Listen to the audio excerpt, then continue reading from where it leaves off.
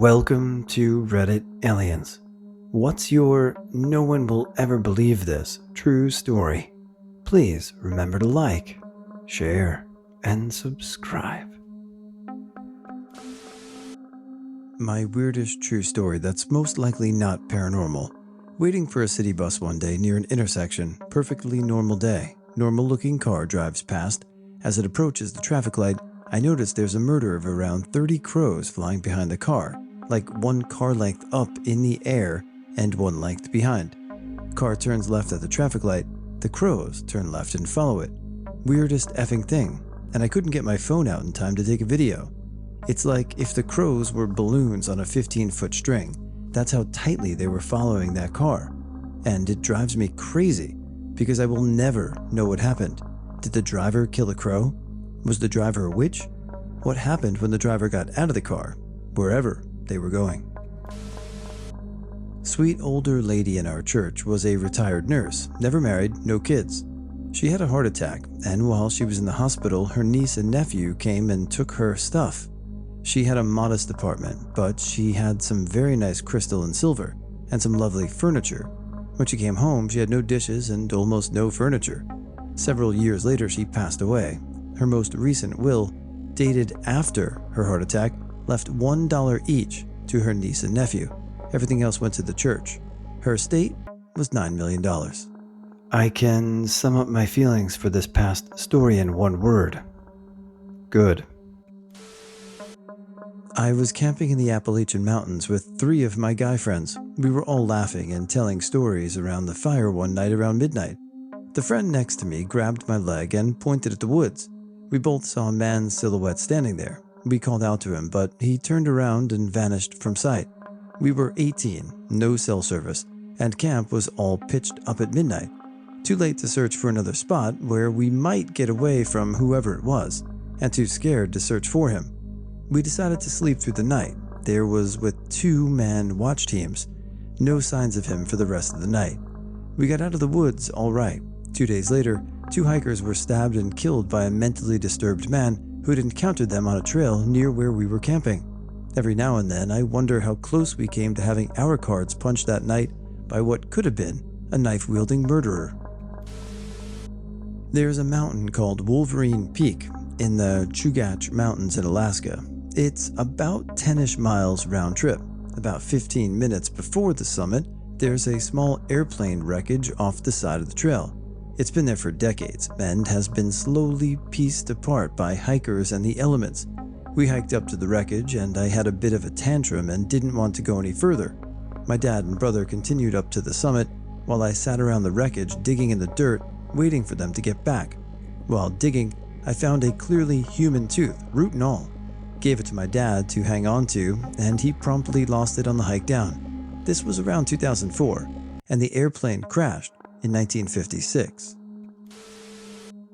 Just posted about it, but the worst date of my life. Back when I was single and on apps, I matched with this guy and he's super cute.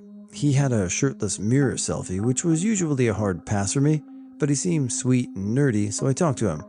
He tells me how he's really worked on his body because he was heavy growing up and really awkward with women. I'm thinking, he doesn't realize he's hot. Anyway, I'm homesick that week and bored, so we message a lot and even FaceTime, and he's quirky but interesting and kinda funny. He seems to be pretty smart. He's working for a biotech firm and applying to PhD programs. He tells me about how he has a daughter back home in Illinois, that she was the result of a one-night stand with a friend, that the friend didn't tell him he had a daughter until the daughter was 5, and that he barely gets to see her because she's been raised by the mom's friend. We wanted to meet soon. I disliked talking too much before meeting, but like I said, I was sick, and I agreed to a late movie because it was midweek and neither of us had a ton of time, and we'd talked so much already, I kinda just wanted to be physically in the same room to see if there was any chemistry. We met at the theater, had a couple of drinks at the movie, and it was fine, and I was attracted. Second date is okay, but I'm feeling a little off. Something just feels funny, and I'm thinking this isn't going to be more than a friends thing. We end up going to his place to watch Blade Runner, and I'm uncomfortable within the first couple of minutes. His apartment has weird vibes, like super disorganized, and he's hung an old beach towel on the wall as a decoration. What the F? We sit down and start the movie, and I'm getting more and more uneasy. He leans over to kiss me, and I kiss back for a second, but then tell him I'm not ready for that, and can we please slow it down? He says that's fine, and stops the movie. I look at him like, He then proceeds to tell me he's in love with me. He's dumped his longtime fiance who lives in Illinois to be with me, and that he would like us to move in together ASAP and try to have a baby. I think he's joking at first, but quickly realize he isn't. He asks me if I will say I'm his girlfriend out loud, which I do because I think about true crime I watch and don't want him to murder me. I feel like I show him I'm scared. He's going to freak out. He then asks me if I'm ovulating right now because it turns him on. I fake yawn and tell him I'm exhausted and it's a work night and I really want to see him tomorrow, so I'm just going to go home and get some rest. He looks totally crestfallen but says, "Okay, but before you go, will you do me a favor?" At that point, I think I'm about to be murdered. I say, what is it? He asks, "Will you stand in front of a mirror with me so that I can see how beautiful we look together?" Absolutely terrified at this point, I walk toward his room, stupidly, but I'm just trying to placate him because my gut feeling was that he was likely not a murderer, just insane. We walk into his room and it is a disaster. Piles and piles of clothes everywhere. We stand in front of the mirror briefly, and then I say I really have to go, grab my bag, and refuse his offer to walk me to my car. I then straight up run to my car. I got home and checked my phone, and there were several video texts of him touching himself, which were absolutely horrifying. I shudder thinking of them. I now realize that the reason he isn't in his daughter's life is probably because the mother realized he was disturbed, and she had a very good reason to keep him in the dark. I get nauseated just thinking about him. I quit dating for a while and never put myself in another situation like that again. Yeah, that sounds like a pretty terrible date. What's the worst date you've ever been on? When I was 6, I had this doll that always freaked me out because if you pulled a string, its hair grew. I threw it in my closet because it was really creeping me out one day. When I opened the closet door in the morning, it was standing straight up. But normal, right? I went to the bathroom and when I came back, it was on its head. Everyone in the house was asleep and I have no pets that could move it. Nobody ever believes me when I tell them. Sorry if you've already seen this, I just enjoy posting it since it's so weird. When I was 12, I was walking to school and behind me there was a priest who seemed to be walking with a kid a few years younger than me. He dropped the kid off at my school and started hacking at a toonie, Canadian $2 coin, that was stuck in the ice. I wasn't allowed to go inside yet since I was a few minutes early, so I just looked at the toonie and wondered if he'd get it out. Then he looked up at me, made a joke about how I was never going to get it, and then he walked up to me, punched me in the gut, and then left. I was wearing a winter coat, so it didn't hurt that much, but it was still pretty creepy. Nobody at school believed me. Then I saw him walking by my house like every day or so, and I live across the street from a school, so I was worried about the other kids and told my brother who went to that school. He came over, and then I pointed the priest out to him. He was sitting on my lawn, and he said that he was one of the priests that worked at his school. I never once saw him actually enter the building. He mostly just walked around it for hours, eating chips. I was almost abducted. Went to a park when I was like 6 with my sister and my mom, and there was a really nice man who helped me up when I didn't quite stick the landing at the end of the slide. My mom noticed him and figured he was just being polite. Well, my sister runs off to my mom for a minute, so I'm alone. I look up and see the man looking at me and walk around the play area behind the slides and by the pond away from view of the parents. I was curious, so I followed. He was crouched by the pond out of sight, and I remember tidbits, but I do remember he told me I was pretty and very mature for my age. He then was in the middle of asking me if I was the only one here with my sister when my mom emerges absolutely terrified and in a state of panic. Never seen her like that to this day, and I think that's partly why it was seared into my memory. The man ran when she started yelling, "What the F do you think you're doing?" I started sobbing because my mom was yelling. She never yells. But it took me a few years to fully understand what happened and what could have happened. I did have the stranger danger talk, but I just thought the man was so nice. That's all I really remember from that day. I'm 99% sure my mom reported what happened to the police, but no idea what happened after. When I was really little, my pediatrician went missing for 6 months and everyone was really worried, but they eventually found him dead in a camping preserve. He had committed suicide. Honestly, was a very good person. It was definitely heartbreaking. But we found out in his suicide note that he sometimes would inject water instead of vaccines into kids because something I forgot about. So there is a good chance I missed some of my childhood shots because of this. And it's so weird to think about. When I was 16, I woke up into one of those very vivid real-life dreams, like a dream where you wake up in your room and don't realize you're still dreaming. I sat upright in bed and looked sideways to my door and saw a figure standing in my doorway. The figure said, "Your dad will die when you're 22. Then I actually woke up, laying in bed too nervous to turn around and look at the door. The next morning at breakfast, I told my family, including my dad, about the dream. Everyone was uneasy, and then my dad said, "Don't worry about it. Now that you've told me, there's no way it'll happen."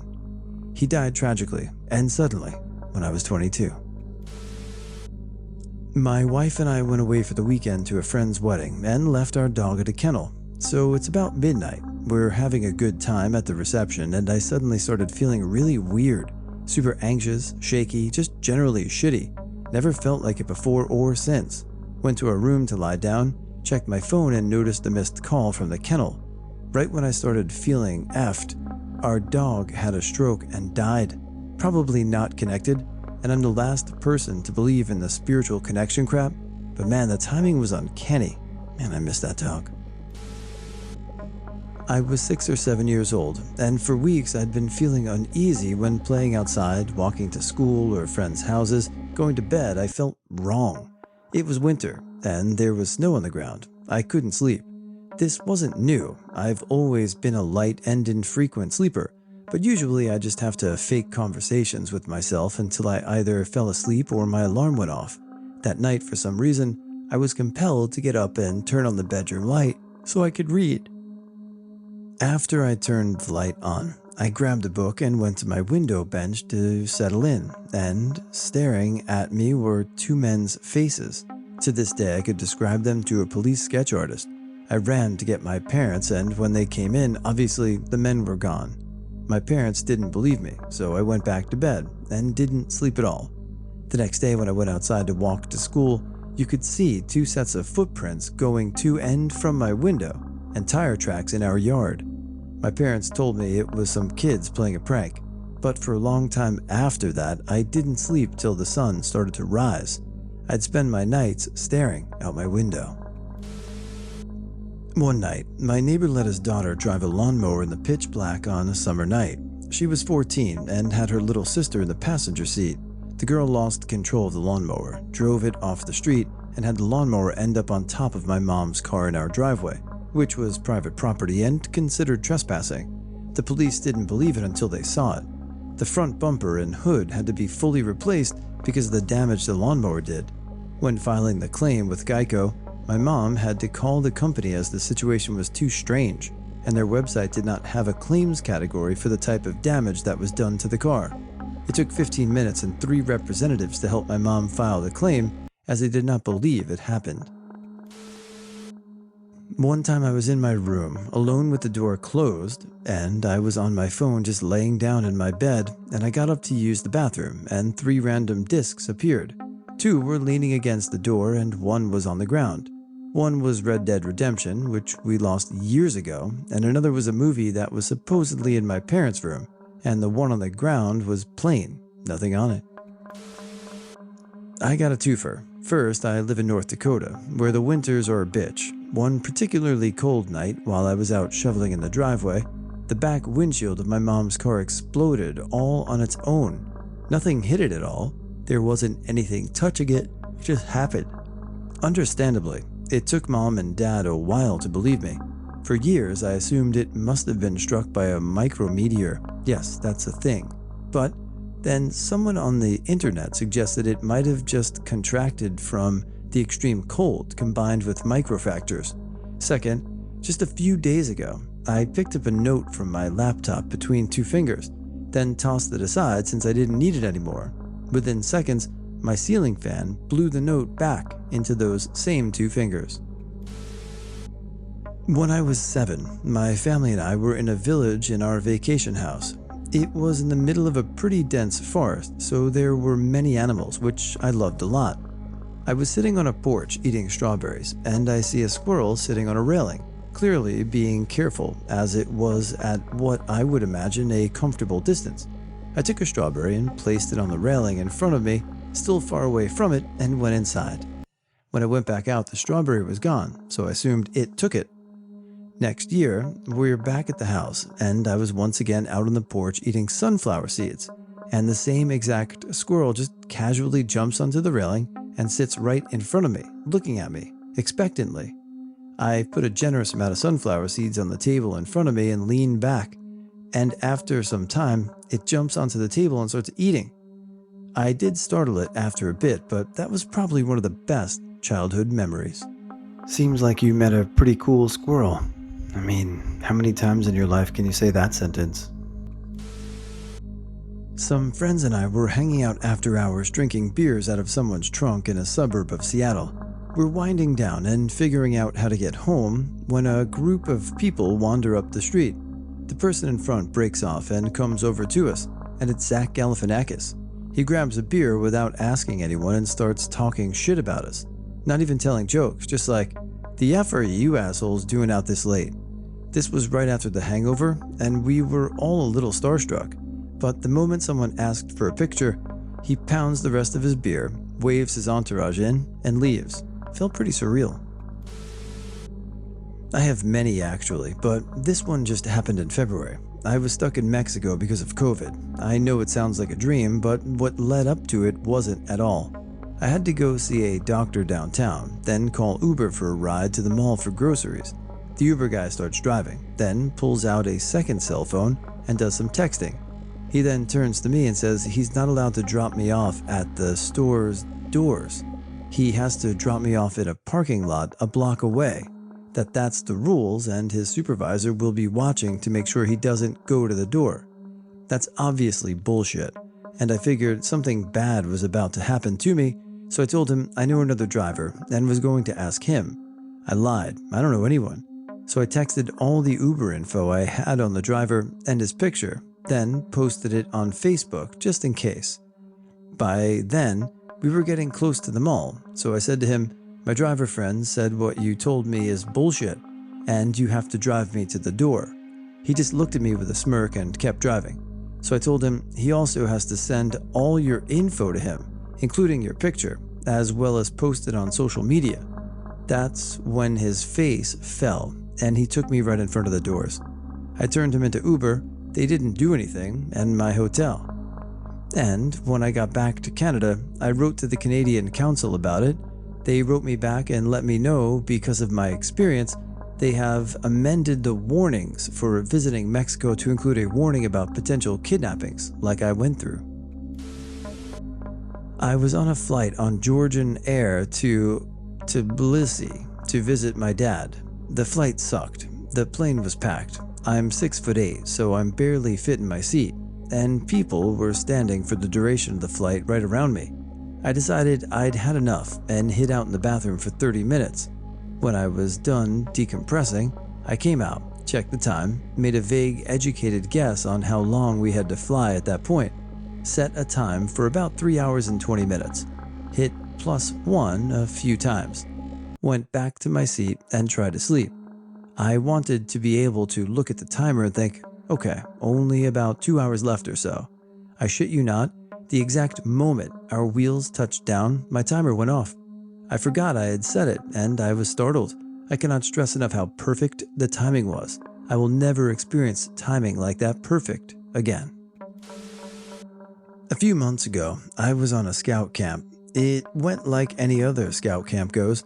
All the PLs, patrol leaders, have to have a meeting about the camp and the plans later on the camp. That afternoon, this one kid starts acting creepy and says he has sleep paralysis. No one believed him. He continued saying he could see demons walking around him. Myself and 3 others didn't believe him, so we asked him where he got corrupted. He told us over the fence and through the trail. Myself and the 3 others walked to the location he told us about and jumped the fence. As he explained, there was a trail. We followed the trail through bushland until the trail ran out after about 5 minutes. One of the guys I was with said, "See, told you there's nothing here." We agreed with him and started walking back up. 5 seconds later in the distance, we heard a crack from a tree, like a branch snapped off. We shot our heads around, afraid of what there might be. There, falling from the top of a tree, an object 3 to 4 times the size of a large dog, full black head and orange body, thudded onto the ground hidden by bushes and shrubbery. The 3 people I was with freaked out and ran back up the campsite. I didn't. I stopped. Waited to see for any movement or a sign of any life. Nothing. A little creeped out, I slowly walked back up to a run. We all looked at each other, confused and scared. We all saw it. What was it? We told everyone else, and they freaked out as well. Ended up telling them that we were joking. After a month later, I rode back to the camp with a friend to see if I could see anything. Again, nothing.